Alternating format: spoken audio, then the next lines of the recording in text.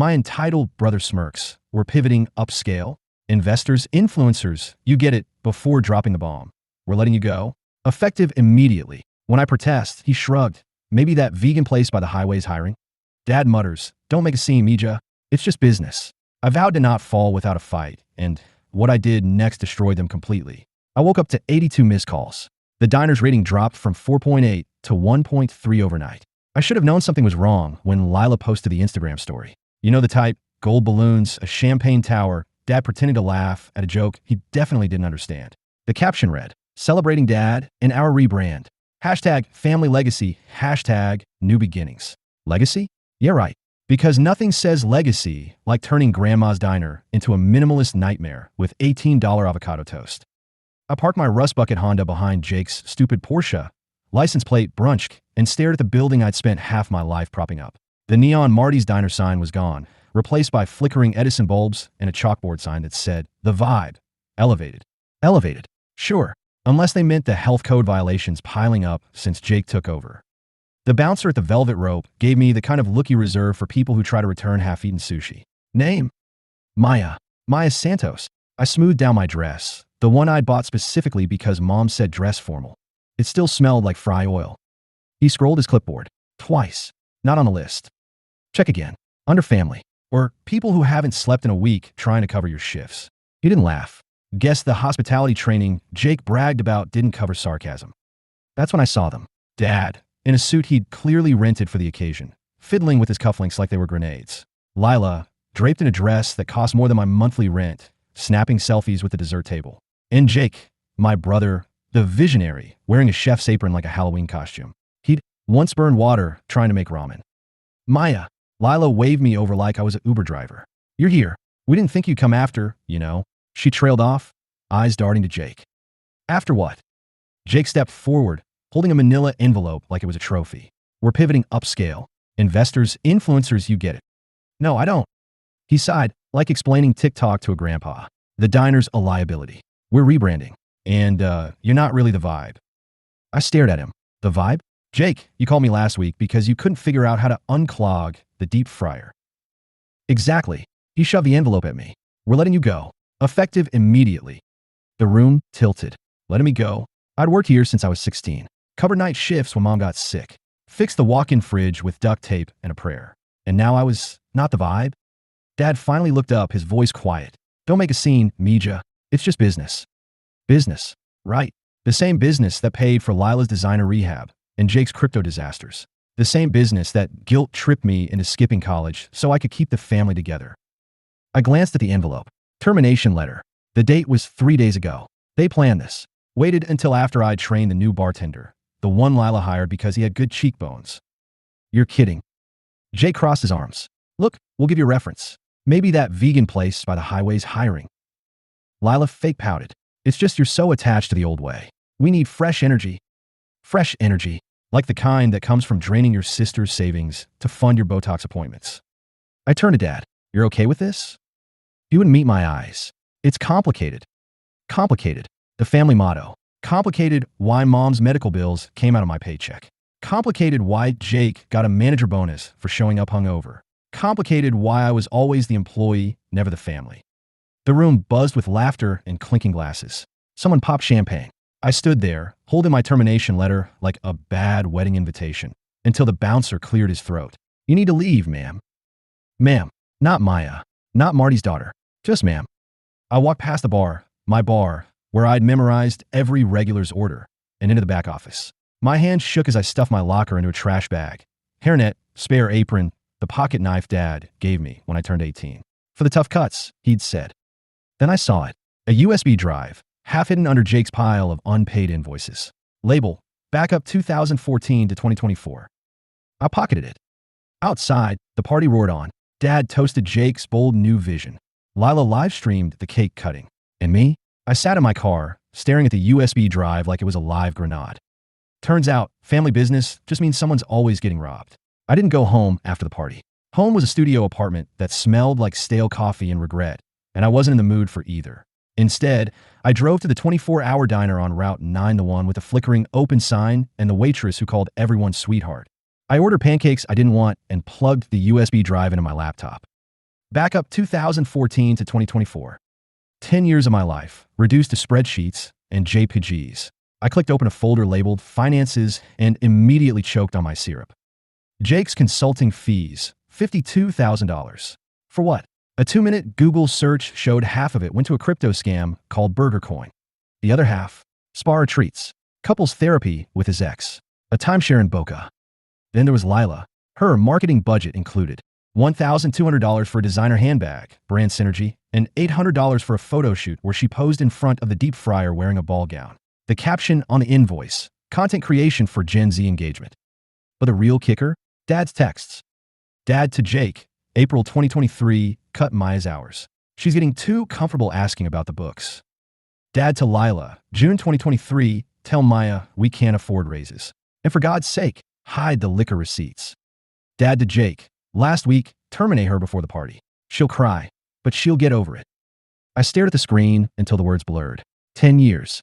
10 years of covering mom's insulin prescriptions, of lying to the health inspector about the mold in the walk-in, of listening to Dad call me the backbone of this family, while Jake called me the help. And the whole time, they've been planning to kick me out like a tenant who'd overstayed her welcome. The waitress refilled my coffee. Rough night, sweetheart. You could say that. When I was 14, I remember vividly how my dad's hands were grease-stained as he showed me how to fix the grill. Jake was at a pool party. Lila was getting her nails done. Mom sat in the corner, flipping through a magazine she'd already read. You got a knack for this, Mija, Dad said, slapping my back like I'd just scored a touchdown. Someday, this'll all be yours. I beamed. Mine. The diner. The family. The legacy.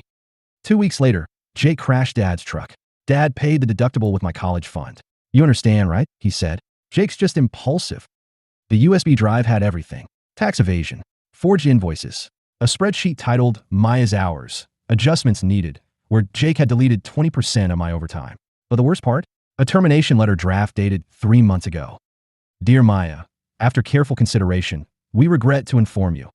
They've been planning this since spring, since before Mom's surgery, before I'd spent nights sleeping in the office to cover Jake's shifts, before I'd begged the bank for a loan extension to keep the lights on. I texted Rosa, my old sous chef. Pop up. Tomorrow. Bring the crew. She replied in 10 seconds. About damn time. Then at age 22, my mom got sick, and her hospital room smelled like antiseptic and fear. The doctor said her kidneys were failing. Dad paced outside, smoking. Jake played Candy Crush. Lila scrolled TikTok. The insurance lapsed, Dad said. But you've got savings, right? I did. $8,000. Tip money I'd hoarded like a squirrel. For a down payment on an apartment. For a life. I handed him the envelope. He didn't say thank you. At 3 a.m., I broke into the diner. Not my finest moment, but hey, if I was not family, then screw their alarms. The place reeked of bleach and poor decisions. Jake's rebrand had replaced Grandma's pie recipes with a QR code menu and a $25 charcuterie board featuring gas station beef jerky. I went straight to the freezer, where I'd hidden a binder years ago behind the frozen patties. Inside, every receipt, every time card, every IOU I'd ever forced Dad to sign. The real books. I snapped photos until my phone died. I also remember the time when I was 17 of age when Lila wanted a prom dress. Dad said no. Ask Maya, he told her. She's good with money. I gave her $300 from the register. Pay it back by June, I said. She never did. When I brought it up, Dad shrugged. She's family. Let it go. By sunrise, I posted everything. Google Drive links, screenshots, voice memos of Dad's voicemails. Tagged the diner, local food bloggers, and the health department for good measure. The post title, Why Family Business Doesn't Mean Free Labor. Then I blocked their numbers, turned off my phone, and started flipping pancakes at Rose's cousin's food truck. The first Yelp review popped up an hour later. 1 star. The visionary owner served me a martini with a cockroach garnish. Thanks for the trauma, Jake. I laughed so hard I burned the bacon. I didn't scream. I didn't cry. I just sat on the roof of Rose's cousin's food truck, eating cold fries and watching my phone blow up like a popcorn machine on crack. The post had gone viral by noon. The diner's Yelp page was a dumpster fire. 1 star.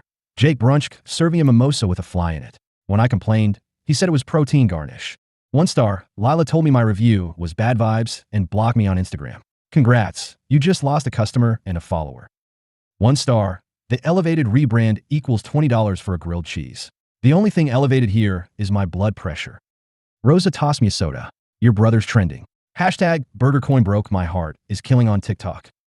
I snorted. Wait till they find out about the Boca timeshare. My phone buzzed.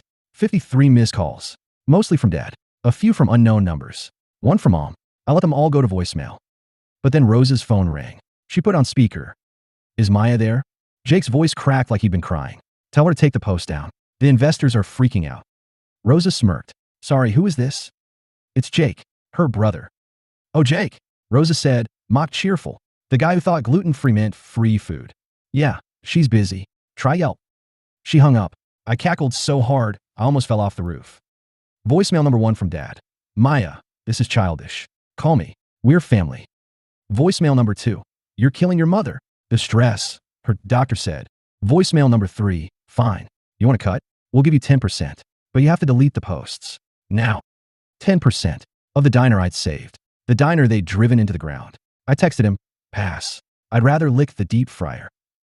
By 3 p.m., the local news picked it up. Diner drama. Family feud goes viral. They used Jake's Burger Coin receipt as the thumbnail. Lila'd met me on Instagram. Delete this or I'll sue you for defamation. I replied, defamation's for lies. Read the receipts, sis. Nail polish. She blocked me, then unblocked me, then posted a story. When family betrays you, pensive face, hashtag prayers please. Comments rolled in. Girl, you betrayed her. Pay your sister, you clown. I screenshot it from my gratitude journal. Voicemail number 4 from Jake. The health inspector's here because of you. They're shutting us down. Happy now. Rosa high-fived me. Told you Marcelo would call them. Dudes hated Jake since he microwaved his paella. I grinned. Let's celebrate. Waffles on me. At dusk, I drove past the diner.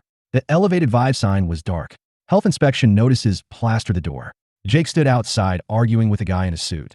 Probably the last investor who hadn't ghosted him. I rolled down my window. Need a reference? The gas station's hiring. He flipped me off. Classy. Back at the food truck, Rosa handed me a spatula. Pop-ups tomorrow. You ready? I stared at the griddle. For the first time in a decade, it wasn't Dad's grill. Wasn't Jake's vision. It was mine. Yeah, I said. Let's burn this place down. She paused. Metaphorically, right? Depends on how the bacon goes. The pop-up opened at sunrise. By 7 a.m., the line stretched around the block. Turns out, people love justice almost as much as they love pancakes. Rosa scribbled orders on a notepad while I manned the griddle. The menu was simple. Grandma's recipes, fair prices, zero vibes. Regulars from the diner showed up first. Retirees, truckers, the night shift nurse's dad used to call bad for branding. Mrs. Gutierrez, who'd been coming to Marty's since the 90s, slapped a $50 bill into the tip jar. About time someone shut that boy up, she said, nodding at the news playing on Rosa's phone. The headline blared. Local diner shuttered after health inspection nightmare. Jake's face filled the screen, sweaty and defensive. This is a witch hunt. My sister's just bitter she got fired. The reporter cut to footage of the diner's kitchen. Moldy lettuce, a rat nibbling Jake's visionary quinoa salad. I flipped a pancake and muted the TV. Voicemail number 5 from Dad. You've ruined us. Mom's in the hospital because of you. Happy. I deleted it. Then I texted Mom's nurse, Sheila, who'd been slipping me updates since the surgery. Sheila, your mom's fine. Stress? Yes. Hospital? No. Classic guilt tripping. Stay strong. I added an extra blueberry stack to the next order. By noon, Jake showed up. He looked like he'd slept in his Porsche. His brunch cat was crooked, and his apron had what I hoped was ketchup on it. We need to talk. I didn't look up from the bacon. Talk to Yelp. They're your biggest fan. The investors pulled out. The bank's foreclosing. Dad's not handling it. And he lowered his voice. Come back. Help me fix this. Please. I laughed. Remember when you said I wasn't the vibe? Turns out, I'm a whole damn meal. Rosa tossed him a napkin. Wipe your face, Jake. You got entitlement dripping off your chin. The pop-up sold out by 2 p.m. Rosa counted the cash while I scrubbed the griddle. We made triple what the diner did on its best day, she said. That's what happens when you don't charge $18 for toast. A black sedan pulled up. Dad stepped out, tie askew, eyes bloodshot. He looked at the food truck like it was a spaceship. You're really doing this? He said. Humbling your own family? Humbling. I wiped my hands on my apron. You fired me. In front of a bouncer. At a party I planned. He flinched. We're blood. You can't walk away. Watch me. He reached into his pocket. For a second, I thought he'd pull out another guilt trip. Instead, it was a check. His check. Buy the diner back, he said. Fix it. For Mom. I stared at the number. $1. $1.00. It's symbolic, he said weakly. I handed it back. So's this. On the memo line, I wrote void. That night, as we packed up, a woman in a sharp pantsuit approached. Maya Santos? I'm Priya Chun. owner of the Commons. We're a food hall downtown. Heard what you did here. Interested in a permanent spot. Rosa elbowed me. Say yes. Say yes or I'll quit. Priya smiled. No family drama. Just good food and fair pay. I looked at the food truck, the crowd, the sunset smearing gold over the highway. We're in. Voicemail number 6 from Lila. You win. Okay, just tell everyone to stop demaying me. I didn't reply. Instead, I posted a photo of the pop-up line with the caption, chosen family greater than bloodsuckers. Hashtag new beginnings. By midnight, hashtag justice for Maya was trending. Jake's Instagram bio now read, former brunch, open to collabs. The co-op opened on Saturday. No gold balloons, no influencer collabs, just a hand-painted sign that read Maya's Kitchen. No vibes, just food. By 8 a.m., the line snaked through the Commons, past Jake's sad Uber idling at the curb. Mrs. Gutierrez arrived first, as always, and slapped a casserole dish on the counter. For the break room. You're too skinny. Rosa snorted. She's been stress-eating justice, abuela. It's a balanced diet. The menu was grandma's classics, fluffy pancakes, chorizo hash, cinnamon lace coffee, but fair wages baked into the prices. No $18 avocado toast. No crypto-funded champagne towers. Just good food and a crew of former diner staff who traded Jake's ego for healthcare benefits. Dad showed up at noon. He looked smaller somehow, like someone had deflated him. His suit hung loose, and his hair had gone gray at the temples. Mija, he said, hovering at the counter like a ghost. We need to talk. I didn't stop plating kiloquails. You're holding up the line. I'm sorry, okay? The word hissed out like a tire puncture. But you've made your point. Come home. I handed a customer their coffee. Home's here now. He slammed his fist on the counter. You're tearing this family apart. The room went quiet. A toddler dropped a spoon. I leaned forward, my apron smudged with salsa verde. You did that when you fired me. When you lied about Mom. When you treated me like an ATM with a name tag. He flinched. I'm your father. And I'm your daughter. But you only remember that when you need something. He pulled out the same $1 check from last week, now crumpled and coffee-stained. Take it. Fix things. I uncapped a Sharpie and wrote void over his signature. Already did. Update on the entitled family. Jake drove Uber Eats until he got fired for eating someone's pad thai. Last seen selling artisanal barbecue sauce made from grandma's stolen recipe. Lila became a brand ambassador for an MLM essential oil scheme. Her Instagram bio, CEO of Healing Vibes, not liable for rashes. Dad tried reopening the diner as a nostalgia pop-up. It failed when Yelp reminded everyone about the rat quinoa. At closing time, Priya handed me a letter. Fan mail. From a Marcelo. I opened it. Inside was a photo of Jake's foreclosure notice and a note. The septic tank exploded. Thought you'd enjoy. Rosa framed it for the break room. That night, I sat on the roof of the Commons, staring at my phone. 127 missed calls. 45 voicemails. 1 Venmo request from Lila for emotional damages. I deleted Dad's contact. Blocked Jake. Archived Lila's DMs.